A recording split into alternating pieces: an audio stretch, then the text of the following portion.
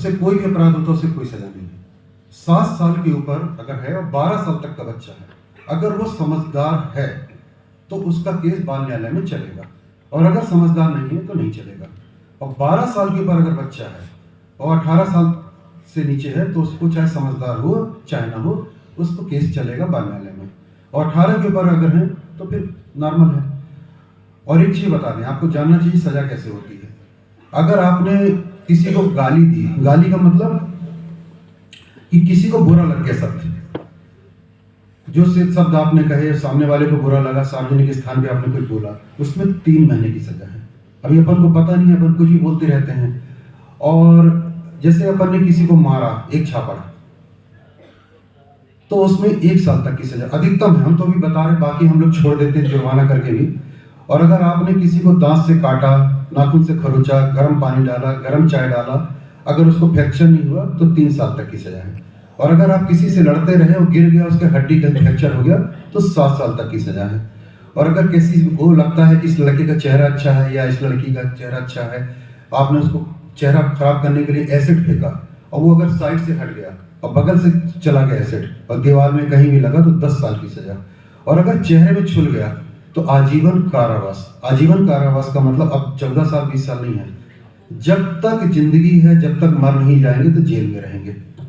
अब बताइए, इतनी सारी सजा अपन जानते नहीं है, जब न्यायालय में चले जाते हैं तो फिर अपन रोते रहते हैं। और एक निवेदन और आपसे करें, 2015 की बात है, इंजीनियरिंग कॉलेज के 30 से 35 लड़के मेरी कोर्ट में आए, तो उसमें धारा 327 बना था। 327 जानना ये जरूरी है कि जैसे आप लोग जी गणेश जी की प्रतिमा रखते हैं या कोई प्रतिमा रखते हैं दुर्गा जी की, तो उसमें आप ये लिख दीजिए कि स्वेच्छा से दान दें, स्वेच्छा से, बस। इसके बाद किसी से मांगे मत। लेकिन अगर आपने मांगा और थोड़ी बदतमीजी करी तो 10 साल की सजा है। तो जब आपको ये बता रहे कि किसी, जैसे आप घर में खाना बना रहे हैं, कोई आपसे चंदा मांगने आ गया और बेइज्जती की, आपको कितना बुरा लगेगा। अरे भाई, पूजा करना है तो अपने पैसे से करो ना। और फिर यह स्वेच्छा से लिख दीजिए, वहीं पे जहां पे आपने प्रतिमा रखी है वहीं लिख दीजिए स्वेच्छा से दान करें। लेकिन घर घर क्यों जा रहे हैं आप? उसमें अगर किसी ने शिकायत करी तो 10 साल की सजा है। 327, जैसे बस जा रही है, बस वालों को रोकते हैं, ड्राइवर कंडक्टर से वसूली करते हैं कि भाई हमको पैसा दीजिए, चंदा, है ना, तो उसमें 10 साल की सजा। लेकिन अगर उसी बात में विवाद हुआ और आपने उसको मार दिया, उसको चोट आ गई, तो उसमें करीब आजीवन कारावास है, 329 आता है। इसलिए आपसे निवेदन है कि इन छोटी छोटी चीजों को हम नहीं जानते हैं, अपन बचपना में कर जाते हैं, जैसे लड़ाई तो होती रहती है, लेकिन ये जानना बहुत जरूरी है। और एक निवेदन और करें कि जो आपका रीवा राज्य है, रीवा राज्य दतिया से लेकर इलाहाबाद का 20 से 30% अमरकंटक तक था। और रीवा राज्य की भाषा, जो खासकर ये बघेलखंड है, इतनी अच्छी भाषा थी कि 1900 करीब 98 2000 के आसपास की बात है, जब शिल्पी प्लाजा नहीं बना था, तो उस समय हम लोग बहुत छोटे थे। एक बार गए तो वहाँ एक बच्ची दुकानदार से बोलती है, भैया जी अपना हमका भौं निकालने वाली चिमटी दे दे ना, हमें नहीं आ नहीं रहा। संगीत लहरा रहा था।